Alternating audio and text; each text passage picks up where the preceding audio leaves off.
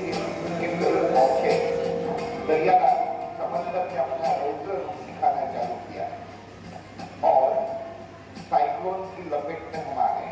Tom बहुत बढ़िया था, ऐसा बढ़िया उसकी एक ही लपेट में, और वो भी साइड से जो है वो लपेट लिया उसने।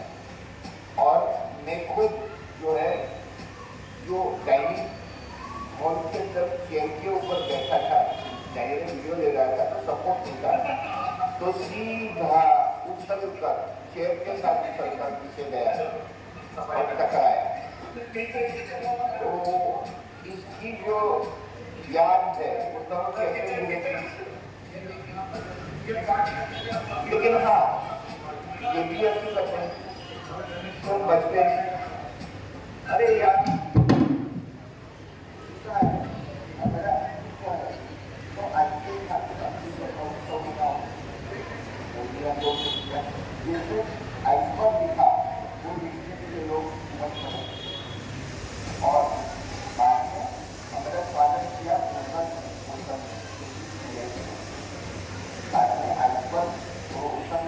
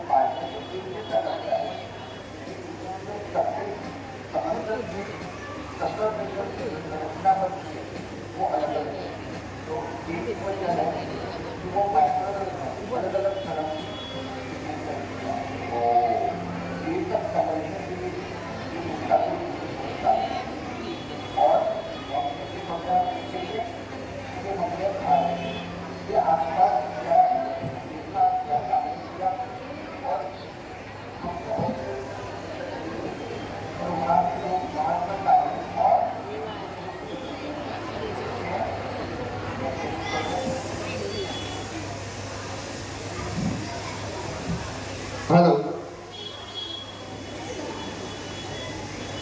हेलो हाँ बोलो પેલા માઇક વગર બોલતો હતો ને તો જોરથી બોલાઈ ગયું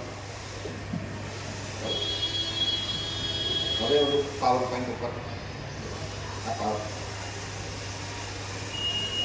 તો મિત્રો અહીંયા ફૂલોના નામ ઉપર જ એક ક્લાસ છે, ગુલાબ ને એવા બધા છે બાળ મંદિરમાં, બરોબર? તો હું એવામાં જ ભણેલો અને એક વડનું ઝાડ હતું, ઝાડ ઉપરથી લપસણી હતી અમારા વખતે, બરોબર ને? એકવાર અહીંયા લાલ દવા હોય, અહીંયા બુરી દવા હોય, કારણ કે બે દવા કરતા ખુશ થતા ઘરે જતા. આજે તો લાલ દવા છે, આજે બુરી દવા છે, પડ્યા હાથે હોઈએ, બરોબર ને? એક તમારા જેવો છોકરો અત્યારે જ્યારે મને અહીંયા કહેવામાં આવ્યું કે દક્ષિણામૂર્તિ વિનય મંદિરમાં શું આવશો, મજા પડી ગઈ મને. મેં કીધું ચોક્કસ કીધો હો, બહુ મજા આવશે મને. હવે મારી ઈચ્છા એવી હોય કે જેવી રીતે હું અહીંયા છું ત્યારે તમે આ રીતે અહીંયા હો, બરાબર ને? ચોક્કસ થાય. તો આપણે જે ફ્રન્ટિયર છે, સીમાઓ, સાયન્સની સીમાઓ, વિજ્ઞાનની સીમાઓ, અથવા તો પછી આપણે કહીએ સાથે સાથે કે નેચર, પ્રકૃતિ, બંને એકબીજા જોડે જોડેલા છે. ખબર છે ને, આપણે અહીંયા પ્રકાશ સંશ્લેષણની ક્રિયા થાય ત્યારે વનસ્પતિઓ સારી રીતે ઉગે જ ને, એટલે એમાં સાયન્સ, વિજ્ઞાન પણ છે અને પ્રકૃતિ પણ છે. એમ એન્ટાર્કટિકામાં પણ જે આઈસ છે, બરફ છે, તો ત્યાંની પ્રકૃતિ પણ છે અને સાથે જોડેલું વિજ્ઞાન પણ છે. હવે ત્યાંના વિજ્ઞાનની જોડે આપણે શું નિસ્બત? સીધી વાત છે, હે ને ભાઈ? બરફ ક્યાં હોય તો મારે શું, મારે કેટલા ટકા? આપણે ગુજરાતમાં જઈને બોલે ભાઈ મારે કેટલા ટકા બરફ ત્યાં પડે તો પડે, ન પડે તો કંઈ નહીં. પણ વસ્તુ એ છે કે તમને ખ્યાલ હોય તો આપણે અહીંયા જે ગરમીને લીધે જે બધા પવન ગરમ થાય છે, આપણે ભણવામાં આવતું છે તમારે કે ધ્રુવીય પ્રદેશમાં જઈ ઠંડો થઈને પાછો આવે, તો એને ઠંડુ કરનાર કોણ છે? આ ધ્રુવ પ્રદેશ તો બરફ. તો હું તમને એન્ટાર્કટિકા ઉપર સમજાવીશ. બરાબર? હવે આ આખું આપણે હું વાર્તા કરી શકીએ તેમાં શું શું આવશે અથવા શું આપણે આશા રાખી શકીએ કે તમને કાંઈક સમજવા મળે. તો એક તો એન્ટાર્કટિકા શું, આપણને એની ખબર ક્યારે પડી એટલે શું કામ પડી ભાઈ, બરાબર? બીજું ત્યાં કયા કયા ફેરફારો થઈ રહ્યા છે. આ ફેરફારો જો થાય તો મારે કેટલા ટકા, શું એને અહીંયા આપણી જોડે નિસ્બત છે કે નથી, ને જો નિસ્બત હોય તો કયા કયા પ્રકારના ફેરફારો થાય છે, અને ભવિષ્યમાં આવા ફેરફારો ન થાય એને માટે આપણે શું કરવું જોઈએ. બીજું, એ એન્ટાર્કટિકા જે છે ને એ આપણે ચંદ્રમા અને મંગળ જે છે ને ત્યાંના ગ્રહો જે છે એ ગ્રહોની જોડે જોડાયેલા પણ ત્યાં વિજ્ઞાન થાય. હવે આપણને આશ્ચર્ય થાય કે એન્ટાર્કટિકા તો પૃથ્વી ઉપર છે, તેમાં મને ચંદ્ર અને મંગળ વિશેની ખબર કેવી રીતે પડે. આપણે એના વિશે થોડુંક જાણશું. બરાબર? તો આગળ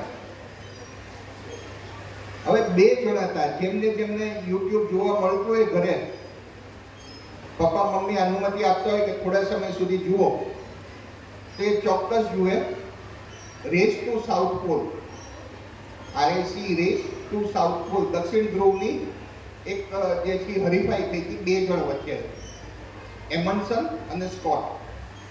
એમાંની એક વ્યક્તિ જે છે એ જે તે સમયના ઓટોમેશન હોય ને, આપણે કહીએ મસ્ત નવી ગાડી આવી છે, મસ્ત નવું સ્કૂટર આવ્યું છે, મસ્ત નવી સાયકલ આવી છે, એ લઈને આપણે જે નીકળી પડીએ. હવે સાયકલની ચેન તૂટી જાય, બરાબર? હવે નવી સાયકલની ચેન મળશે નહીં, રિપેર કોણ કરશે? નવું સ્કૂટર છે, ઇલેક્ટ્રોનિક સ્કૂટર લઈ લીધું, બગડ્યું, રિપેર કોણ કરશે? તો એવી રીતે એક વ્યક્તિ જે છે ત્યાંના ઓટોમેટેડ વ્હીકલ છે એ લઈ નીકળ્યો. બીજો છે ટ્રેડિશનલ, જે આપણે સ્લેજ, તો એ સાંભળ્યું કૂતરાની પાછળ આપણે ગાડી બાંધીને લઈ જાય, તો એ પ્રકારે ગયા હતા. અને જે ટ્રેડિશનલ વેમાં ગયો હતો એ એમની ટીમ જોડે જીવતો પાછો આવ્યો. અને જે ઓટોમેટેડ વ્હીકલમાં લઈ ગયો હતો, કારણ કે ત્યાંનો પ્રદેશ એટલો બધો ઠંડો છે, એટલું બધું ત્યાં પવન ફૂંકાય છે કે ત્યાંના વ્હીકલને કામ જ ન કર્યું. એટલે ધીમે ધીમે કરીને વચ્ચે બંધ પડી ગયું, પાછા આવી ન શક્યા, બધાએ પોતાનું જાન ગુમાવ્યું.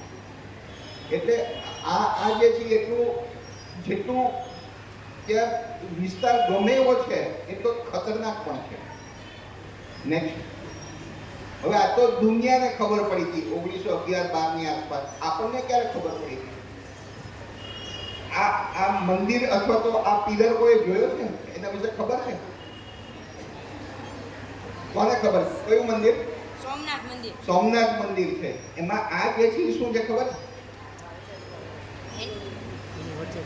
એને બાણસ સ્તંભ અથવા તો એરો પિલર કહેવાય છે. ને શું દેખાડે છે? નેક્સ્ટ, એ દેખાડે છે કે દક્ષિણ તરફ જવા માટેનો આ સૌથી ટૂંકો રસ્તો છે. આ દિશામાં જશો તો દક્ષિણમાં એન્ટાર્કટિકા સુધી પહોંચી શકશો.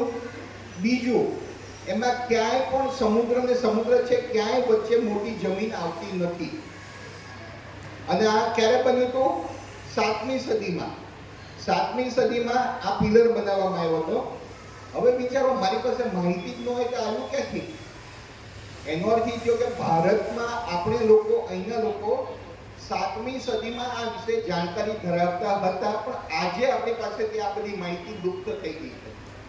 એટલે હંમેશા યાદ રાખજો, તમે અત્યારે ભણો છો, પેપર લખો છો, તમારું પેપર દેખાશે, બરાબર ને? કાલુબેન કહો કે મારી પાસે ઘણી માહિતી છે, તો ક્યાં છે કોને ખબર છે? તમે હરીફાઈમાં ભાગ લીધો તો, પહેલા બીજા ત્રીજા આવ્યા છો, તમે જે છે આપણે પરિણામમાં 1 થી 10, 1 થી 15 સુધીમાં આવ્યા છો. અને એમાં યાદ રાખજો કે કોઈ રીતે છેલ્લા આવ્યા તો કોઈ તકલીફ નથી, છેલ્લા આવનારે પાછા બિઝનેસમાં પહેલા હોય છે, બરાબર? એવું ઘણીવાર કહેવાય છે કે ઠોઠ હોય ને એ ખાસ જે એકદમ સ્કોલરથી ને બહાર પડેલાને નોકરી આપશે, બરાબર? ઠોઠ જે છે શેઠ બનશે, એના નોકરો જે છે એન્જિનિયર હશે. એ પણ હોઈ શકે છે, પણ એ પણ ઇકોનોમીમાં યોગદાન છે ભારતની. Yes, thank you. હવે આ જે છે ને બધી વિષમતાઓ, એક્સ્ટ્રીમ જે છે બધા, એનાથી ભરેલો એન્ટાર્કટિકા ખંડ છે. ભારતની દુનિયાનો સૌથી ઠંડો પ્રદેશ એન્ટાર્કટિકા, દુનિયામાં સૌથી વધુ ફૂંકાતો પવન એન્ટાર્કટિકા, 300 કિલોમીટર પર અવરથી વધારેની સ્પીડથી, આપણે ખબર છે 50 કિલોમીટરનું વાવાઝોડું આવશે કે 60 કિલોમીટરનું વાવાઝોડું આવશે આપણે સાંભળતા હોઈએ, ત્યાં 300 કિલોમીટર સુધી જઈ શકે છે. -90 ડિગ્રી સુધીનું તાપમાન હોઈ શકે છે. એ ઉપરાંત ત્યાં કેટલો બરફ છે ખબર છે? આપણે બરફ ગણીએ ને તો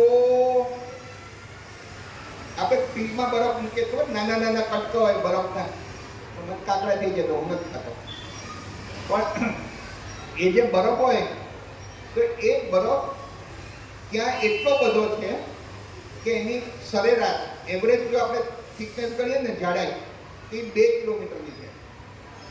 બધો બરફ જો એન્ટાર્કટિકા ઉપર જે છે એને સમથળ કરી દઈએ તો 2 કિલોમીટરની ચાદર બને, સ્લેબ બને.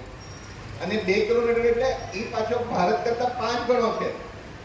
એટલે જો ત્યાંનો બધો બરફ લાવીને ભારત ઉપર મૂકીએ ને, આપણા ભારત ઉપર, તો 10 કિલોમીટર નો ઉપર આખો જાડાઈવાળી ચાદર બની જાય, એટલો બધો બરફ છે.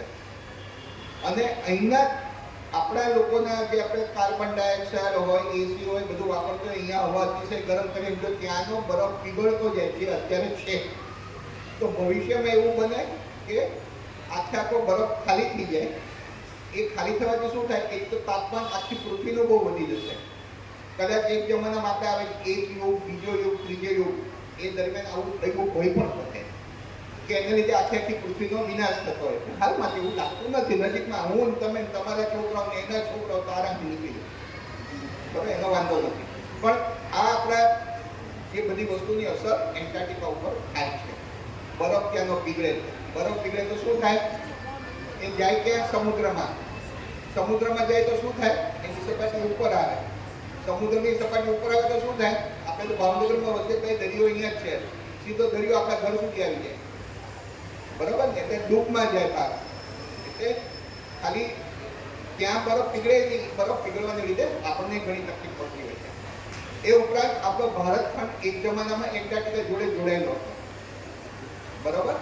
એટલે આપણી અહીંની જમીન જે છે ને, જીઓલોજી, ભૂસ્તર શાસ્ત્ર, એનો અભ્યાસ કરવો હોય તો પણ ત્યાં લોકો જઈને અભ્યાસ કરે છે કે ત્યાંની ભૂસ્તર શાસ્ત્ર શું છે, ત્યાંના રોક્સ કેવા છે, ત્યાં મિનરલ્સ કયા મળે છે, જેથી કરીને અહીંયા શું હોય છે કે ખબર પડે. કારણ કે અહીંયા તો આપણે માનવ જાતે ભેગા થઈને આખો બધા પથ્થરોનો વિનાશ કરી દીધો, બરાબર?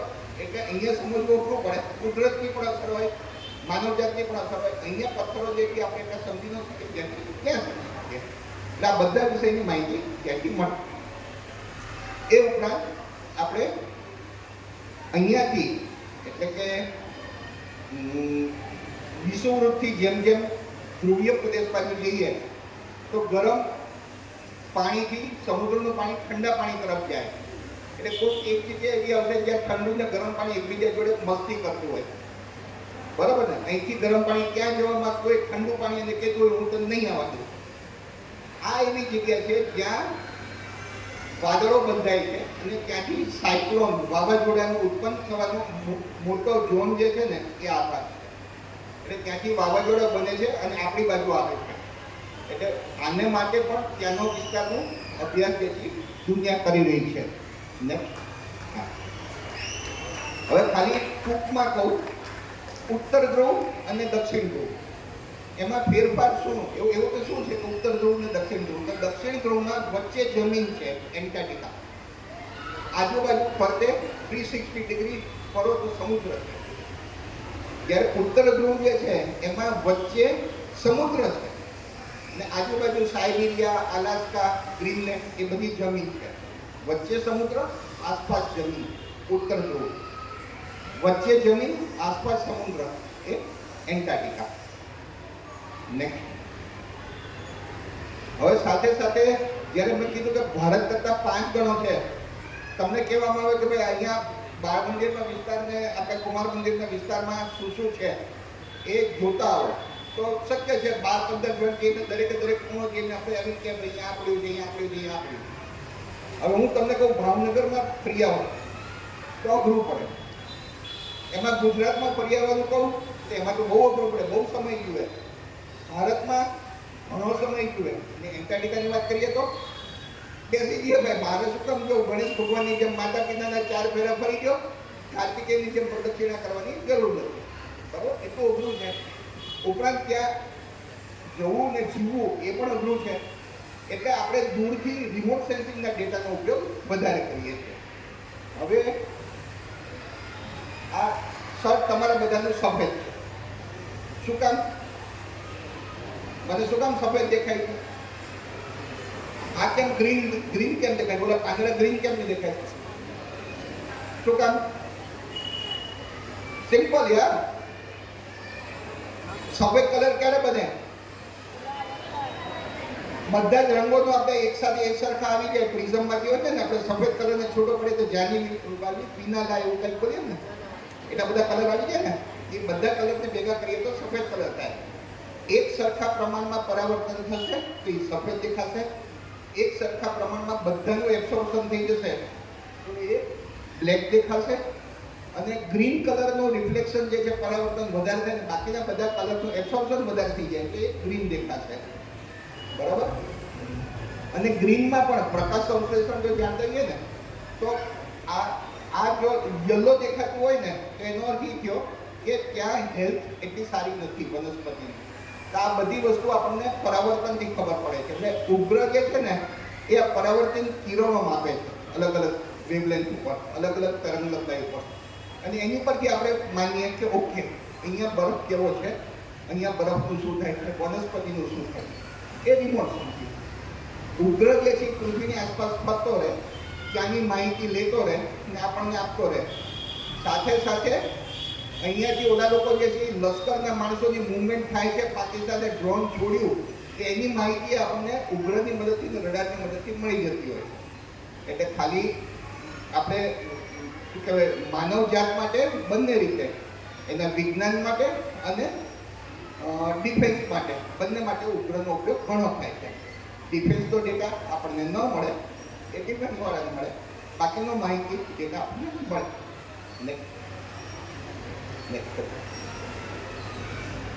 ઓકે, દરિયામાંથી તો આપણે પસાર થઈ ગયો, બ્લોગ જોયો તેમાં. હવે હું સીધો એન્ટાર્કટિકા પર જતો રહું કૂદીને. બરાબર. આપણે ભારતના 2 સ્ટેશન અત્યારે ક્યાં છે, મૈત્રી અને ભારતી. કન્યાકુમારી નામ સાંભળ્યું છે બધાએ? ઓકે. કન્યાકુમારીથી સીધે નીચે જઈએ ને લગભગ એક જગ્યાએ ભારતી નામનું સ્ટેશન આવેલું છે, જે આપણું અત્યારે લેટેસ્ટ બનેલું સ્ટેશન છે. અને એની નજીકમાંથી જ 250 કિલોમીટર દૂરથી જ તે આપણો ભારતનો પ્રદેશ જે છે ત્યાંથી છૂટો પડીને આવ્યો હતો. એટલે ત્યાંનું સમજવા માટે એ સ્ટેશન પણ મહત્વનું છે. બીજું જે છે મૈત્રી. એક મિનિટ હું બીજું જે છે મૈત્રી. મૈત્રી એકચ્યુઅલી આપણું બીજા નંબરનું સ્ટેશન. પહેલું હતું દક્ષિણ ગંગોત્રી, પણ એ બરફની અંદર જતું રહ્યું. એટલે બીજું અત્યારે જે સ્ટેશન છે ફક્ત 2 જ છે, મૈત્રી અને ભારતી. મૈત્રી જે છે એ આ જે છે ઉપર દેખાય મૈત્રી. આજકાલ લોકો પ્રૂફ માંગે છે. પ્રૂફ શું? બરાબર ને, હું ત્યાં પ્રૂફ શું? તો ફોટોગ્રાફી કેમ મૂકે છે? બાકી એમને મેં મૂકી કે હું ત્યાં હતો એ દેખાય ને, ફોટા સાથે મૂકે. તો મૈત્રી અને ભારતી 2 સ્ટેશન અત્યારે કાર્યરત છે. જે ઇન્ડિયન એન્ટાર્કટિક એક્સપિડિશન જે છે, ભારતીય વૈજ્ઞાનિક અભિયાન, એના અંતર્ગત એ કાર્ય કરાવે છે. અને એમાં હું પાર્ટિસિપેટ મેં કર્યો, ભાગ લીધો. નેક્સ્ટ. હવે અહીંયા આપણે રનવે ઉપરથી વિમાન લસરી ગયું, વરસાદને એવું સાંભળીએ જ ને ઘણી વાર કે રનવે ઉપર પાણી બહુ હતું, વરસાદના પાણીને લીધે સ્કીડ થઈ ગયું, લસરીને એક બાજુ જતું રહ્યું. હવે વિચાર કરો, ત્યાં તો બરફ છે, એ બરફ ઉપર જ વિમાનને ઉતારવામાં આવે. એટલો સ્કિલ્ડ પાયલોટ કરી છે ત્યાંના. એટલું જેને આવડતું હોય એ જ વિમાન ત્યાં ઉડાડી શકે. બીજું, ત્યાંનો જે છાજી ઘરના અભરાઈઓ છે ને, આપણે ઘરમાં અભરાઈ છે, કોને કોને અભરાઈ? વાહ વાહ. ત્યાં એન્ટાર્કટિકામાં એવો ભાગ છે કે જે જમીન ઉપરથી બરફ લસરીને સમુદ્ર ઉપર જતો રહ્યો. બરોબર. એટલે અભરાઈ જેવું બની ગયું હોય, બરફની અભરાઈ. અને એ અભરાઈ શું કામ બનેલી હોય? કારણ કે નીચેથી દરિયાનું પાણી એને ધક્કો મારે. બરોબર. એટલે ક્યારેક તમે વાંચો બોયન્સી પ્રિન્સિપલ, એ ધક્કો મારીને એને ઉપર રાખે. ઓલું નીચે જવાનો પ્રયત્ન કરે, એને ધક્કો મારીને ઉપર રાખે. એને આઈસર કહેવાય છે, બરફની છાજલી. બરોબર. એ બરફની છાજલીની તાકાત કેટલી હોય, એ આખા વહાણને જે છે ને જકડીને રાખી શકે હોય છે. બરોબર. તો આ પ્રકારના ટુકડા બનતા કેટલો સમય થાય? આપણે હિમાલયમાં સ્નોફોલ થાય ખરું. હું હસીને કહેતો હતો જ્યારે કચ્છમાં સ્નોફોલ થશે ને ત્યારે મને કામ કરવા મળશે ગુજરાતમાં. બરાબર. વરસાદ તો વધી ગયો, જોઈએ સ્નોફોલ ક્યારે પડે. કુદરતની કમાલ હોય, ક્લાઇમેટ ચેન્જ થતો હોય ત્યારે પડે ખરો. તો સ્નોફોલ જે છે બરફ પડતો હોય ને, તો એ તો આપણે રૂ જેવો હોય, રૂ. હવે હું આખા રૂમમાં રૂ ભરી દઉં, આ આપણો સભાખંડ છે આખો રૂથી ભરું ને આખો સભાખંડ લોખંડથી ભરું, એ બંને વચ્ચે ફેર ખરો ને? કારણ કે રૂમાંથી લોખંડ જેટલી તાકાતનું આપણે જો મટીરિયલ બનાવવું હોય તો એને પ્રેશર આપવું પડે, એની ટ્રીટમેન્ટ કરવી પડે. તે આ જે છે એ એન્ટાર્કટિકાનો બરફ બનતા લગભગ 100 થી 300 વર્ષ થતો હોય છે સ્નોમાંથી બરફ બનતા. એટલે એક ટુકડો પણ તૂટીને જાય ને, આ સભાખંડ જેટલો ટુકડો તૂટીને જાય તો એને ફરીથી બનતા ખાલી ત્યાં સ્નોફોલ વધે તો એ બરફ નહીં બને. એટલા વર્ષો સુધી એને પાછળ ઠંડી જોશે, જે અત્યારે મળતી નથી. એટલે જેટલા ટુકડા છૂટે પડીને જાય છે એ બધા રામ બોલો ભાઈ રામ. ને ત્યાં ગયા હોઈએ ત્યારે આ રીતની પરિસ્થિતિમાં અમે સાથે સાથે કામ પણ કરતા હોઈએ છીએ. કારણ કે આપણે કોઈ પણ વસ્તુ ઉગ્રથી બનાવીએ, નક્કી કરીએ કે આ વસ્તુ આ છે, તો પહેલા સાબિત કરવી પડે. તમે પ્રયોગો કરો છો ને, કેમેસ્ટ્રીમાં, ફિઝિક્સમાં પ્રયોગ કરીને ઓલું તારણ મેળવો છો ને, એ તારણ ઉપરથી નક્કી થાય કે આના લીધે આ આમ થાય છે. ઓલું સફરજન તો પહેલાંય નીચે પડતું હતું, પણ કોકે કીધું કે ભાઈ ગુરુત્વાકર્ષણના બળને લીધે પડે છે. પછી એને સમજાવ્યું કે આ ગુરુત્વાકર્ષણ આ રીતે છે. એને રીડિંગ પણ લીધા હોય, સાથે પ્રૂવ પણ કર્યું હોય. એ પ્રૂવ કરવા માટે કોઈક બીજી વસ્તુની સાથે એને માહિતી રેફરન્સ તરીકે લીધી હોય, તો અમે એ વસ્તુ બનાવીએ છીએ ના. બરોબર છે. હવે માઇક્રોવેવ નામનો પણ તરંગ લંબાઈ હોય છે, અને આપણી ઓપ્ટિકલ એટલે કે દ્રશ્યપટ આપણે જે આખો હોય, બરાબર, વિઝિબલ રેન્જ જે આપણે જોઈ શકતા હોઈએ એવા બધા લાલ, લીલો, પીળો એ બધા રંગો પણ આપણે. તો જો બરફ જોઈએ તો ઓપ્ટિકલ ડેટાનો જો આપણે ઉપયોગ કરીએ આ બધા કલરનો, તો એ તો બધું સફેદ જ જેવા, ખાલી બધું પરાવર્તન કરે. બરફ જે છે લગભગ બધા જ પરાવર્તન કરે. પણ માઇક્રોવેવમાં એ અલગ દેખાશે. જે ડાબી બાજુ જે છે માઇક્રોવેવ છે, જમણી બાજુ છે ઓપ્ટિકલ. બરાબર. ઓપ્ટિકલ એટલે આ બધી તરંગ લંબાઈ જે મેં કીધી. એટલે આપણે જનરલી માઇક્રોવેવનો ઉપયોગ ત્યાં વધારે કરતા હોઈએ છીએ. એનું બીજું કારણ એ પણ છે, એ ધ્રુવીય પ્રદેશ છે. અહીંયા આપણે લગભગ 12 કલાકની રાતના 12 કલાક દિવસ હોય ને, શિયાળામાં રાત લાંબી હોય, ઉનાળામાં ટૂંકી હોય. ત્યાં શું છે તો ત્યાં જો આપણે 90 ડિગ્રી કરીએ ને, 90 degree South Pole, 90 degree South Pole, તો ત્યાં 6 મહિનાનો દિવસ, 6 મહિનાની રાત. ત્યાંનો એક દિવસ એટલે આપણા 6 મહિના, ત્યાં એક રાત એટલે આપણા 6 મહિના. બરાબર. તો હવે ત્યાંની રાત હોય તેમાં આપણને આ પ્રકાશનું પરાવર્તન ક્યાંથી મળશે? પ્રકાશ છે જ નહીં, ખરો ને? જ્યારે સૂર્યનો પ્રકાશ જ નથી તો પરાવર્તન ક્યાંથી થશે? એટલે ત્યાં આ માઇક્રોવેવ ડેટાનું કામ લાગશે. માઇક્રોવેવ એટલે આપણે રડાર વિશે તો બધા જાણો છો આજકાલ બધું. રડારે આ વિમાન પકડ્યું, રડારે ઓલું વિમાન પકડ્યું, આવે ને ઘણી વાત. આપણે જે ઓપરેશન સિંદૂર થયું હતું, એમના બધા ડ્રોન ની બધું કોણે પકડ્યું હતું? આપણે રડારે પકડી લીધું હતું. એ તરંગ લંબાઈ ફેંકે, પાછી ફરતી તરંગ લંબાઈને માપે ને એની પરથી ખબર પડી જાય કે બસ આવે છે સામે કંઈક. તો એ વસ્તુ જે પકડાય છે ને, એ આ રડારથી થાય. એ રડાર નાની નાની વસ્તુ પકડી જાય છે, એનાનું કામ થાય છે. નેક્સ્ટ, સાથે સાથે એ રડારમાં એક અલ્ટિમીટર નામનું પણ સાધન હોય છે.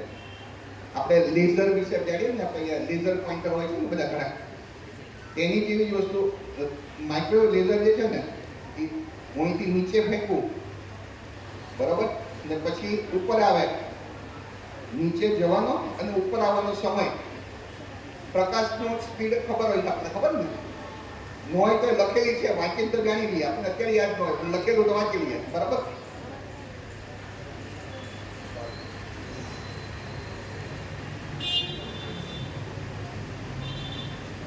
તો એની પરથી આપણને 2 વે ટ્રાવેલ ટાઈમ મળે. અહીંથી નીચે જવાનો, ઉપર આવવાનો એ સમય ખબર પડે. એ સમય ખબર પડે એની પરથી આપણને ખબર પડે કે કેટલી દૂર વસ્તુ છે. ચામાચીડી જોઈ શકે છે? ચામાચીડીને આંખો નથી હોતી, છતાં એને બધી વસ્તુની ખબર કેમ પડે કે અહીંયા વચ્ચે કંઈક આવે? એ સેમ પ્રિન્સિપલ છે. તરંગ લંબાઈ ફેંકે છે, તરંગ લંબાઈ મેઝર કરે છે ને એની પરથી નક્કી કરે કે કેટલી દૂર વસ્તુ છે. એટલે હું અહીંથી નાખું અને સ્ટેજ ઉપરથી નાખું તો બંનેની વચ્ચેનો ડિફરન્સ મને ખબર પડશે કે આ સ્ટેજ કેટલું ઊંચું છે.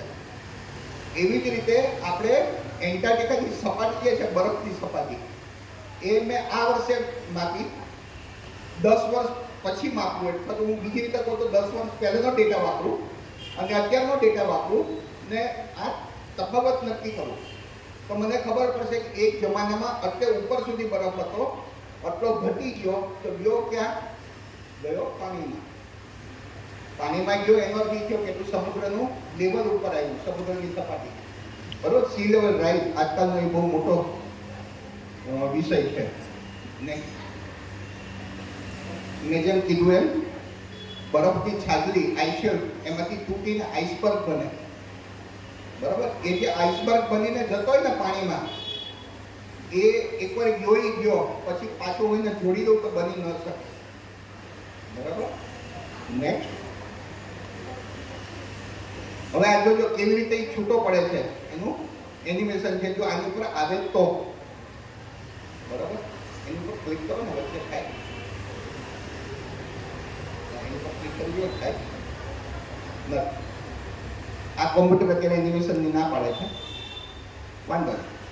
એમણે શું કર્યું હતું કે આગળ ગયું, અલગ અલગ સમયે મેં એને તસવીર મૂકેલી હતી કે કેવી રીતે આગળ વધે છે ને કેવી રીતે તૂટે છે, બરાબર. નેક્સ્ટ.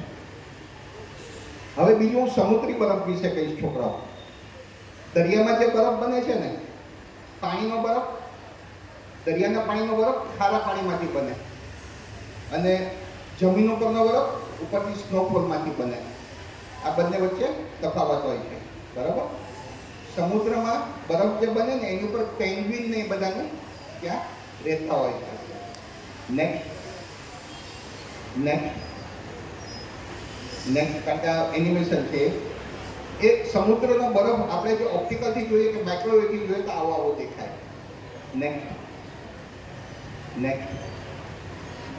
હવે એક બીજી વસ્તુ પણ છે. સમુદ્રનો બરફ જે છે ને આખા જહાજને ઊંચકીને તોડી નાખે, બરોબર. 5 મિનિટ થશે છોકરાઓ, જો બેસી શકો તો મજા આવશે, બરોબર. જેટલા બેસી શકે, કારણ કે જેને જવાનું હોય એવું બધે વ્હીકલ આવતું હોય ને જઈ શકે છે. તો એ બરફ જે છે ને ત્યાં વહાણ જે જતું હોય ને વહાણને પણ એ તોડી નાખે. એટલે સમુદ્રમાં મુસાફરી કરવી અઘરી છે. કે આપણે ઉપગ્રહના ડેટાથી એની માહિતી આપીએ છીએ. નેક્સ્ટ.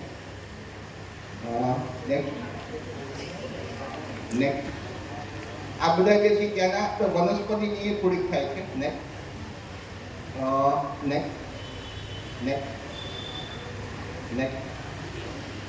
હવે બહુ મજાની વાત છે. હું ત્યાં ગયો ને ત્યારે સનરાઈઝ, સૂર્યાસ્ત થઈ રહ્યો છે. નેક્સ્ટ. આ સૂર્યાસ્ત થઈ ગયો અને નેક્સ્ટ આ સૂર્યોદય પણ થઈ ગયો. 5 મિનિટમાં ત્રણેય વસ્તુ થઈ ગઈ. સૂર્યાસ્ત ટોટલ અસ્ત થઈ ગયો અને સૂર્યોદય પણ થઈ ગયો. કારણ કે શું છે, એ હોરિઝોન ઉપર જ છે. ત્યાં 24 અવર્સ ડે ટાઈમ રહેતો, પ્રકાશ રહેતો હતો. એટલે આ બાજુથી સૂર્યાસ્ત થઈ ગયો, ફરીથી પાછું સૂર્યોદય થઈ ગયો. કેવી જોવાની મજા આવે ને, 24 કલાક પ્રકાશ જ પ્રકાશ. નેક્સ્ટ.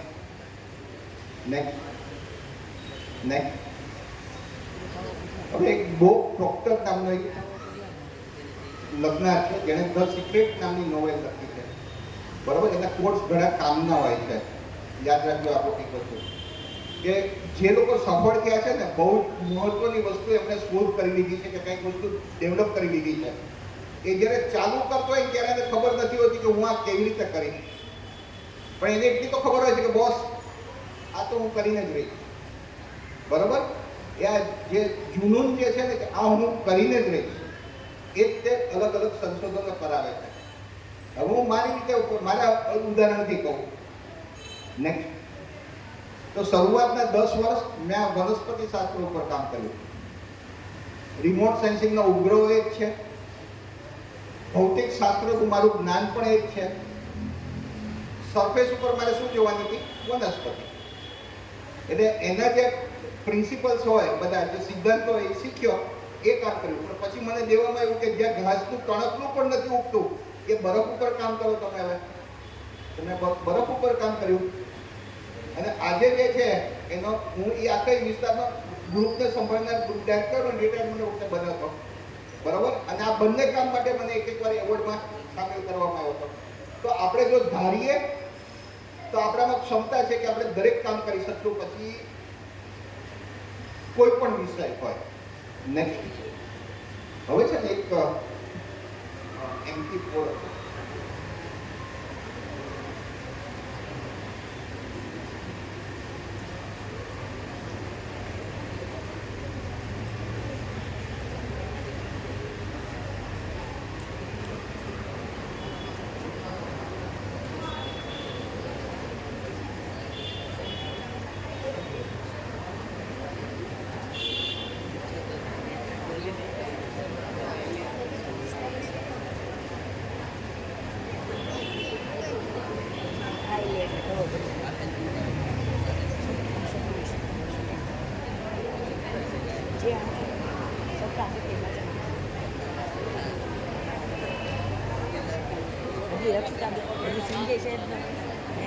સંજય છે,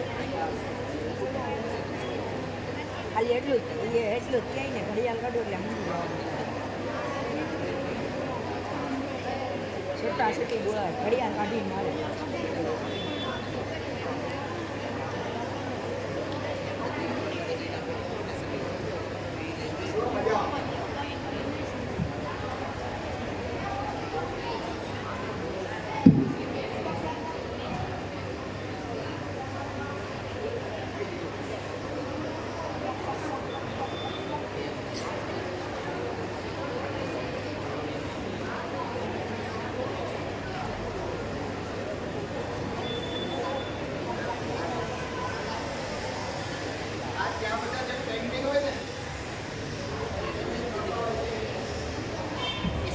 અને નાના નાના બચ્ચા હોય ને એને આખી ફર જે છે બધા રૂછા જે છે બ્લેક જ હોય. નાના નાના પેંગ્વિન હોય, ચિક્સ પેંગ્વિનના. જેવા મોટા થશે એટલે ફ્રન્ટ સાઈડ જેથી વ્હાઈટ થાય, બેક સાઈડ આ જો આ નાના નાના કિડ્સ એમના ચીક. અને જોયું એ બધા એક જગ્યાએ છે. એની આસપાસ 2-3 મોટા પેંગ્વિન હોય, એ બેબી સિટિંગનું કામ કરતા હોય. નાના જે કિડ્સ હોય ને ચિક્સ, એમને સંભાળવાનું કામ કરે. બાકીના પેંગ્વિન જે છે ખોરાકની શોધમાં જાય અને ખોરાક લઈને પાછા આવે. અને આ ત્યાંની રૂપલી હતી જ્યાંથી પેંગ્વિન નેસ્ટ કહેવાય, ત્યાં લીધેલો વિડીયો છે. અને આ બધા પેંગ્વિન જે છે જો સમુદ્રી બરફ હતો ને એ હોય તો જ જીવી શકે. એટલે મેં છેલ્લે મારો નામાં રાખ્યું હતું થેન્ક્સમાં. એ રીતે સાઈડ પર જતી રહી, પણ થેન્ક્સ સર તમને બધા કે ટ્રસ્ટી, મેનેજિંગ બોર્ડના મેમ્બર્સ, બંને પ્રિન્સિપાલ, શિક્ષકો અને મિત્રો તમે બધા એ ખરેખર તમારા લોકોનો આભાર કે અહીંયા આ વસ્તુ માટે બેસીને મને સાંભળ્યો. મને તો મજા આવે બાળકો જોડે, પણ સાથે સાથે એક પેંગ્વિનનો ફોટોગ્રાફ પણ મેં રાખ્યો હતો. એ કહેતું હતું કે મારું અસ્તિત્વ જે છે ને, તમારું અસ્તિત્વ એ મારા અસ્તિત્વ પર આધાર રાખે કે જો હું જીવીશ તો અહીંયા બરફ હશે, અહીંયા બરફ હશે તો જ તમે જીવી શકશો. એટલે જો તમારે જીવવું હોય તો મને જીવવા દે. બરાબર? Thank you.